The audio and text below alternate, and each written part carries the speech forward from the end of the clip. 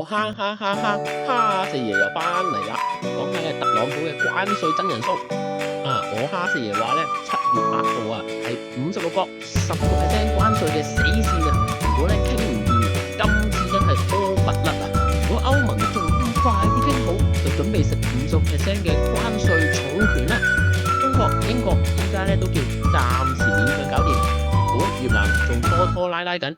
特朗普喺佢個真社會 True Social 度咧就放聲咧話要單邊關稅，簡直咧就係一個貿易大怪獸5月嘅 PPI 咧得2.8%，暫時企業未有將關稅嘅成本全部拋晒俾消費者，通脹咧仲係未變晒嘅。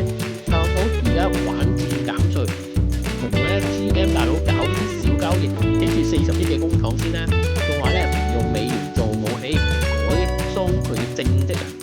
呢層關稅龍鳳好似電視劇咁，歐盟會唔會被逼到走投無路呢？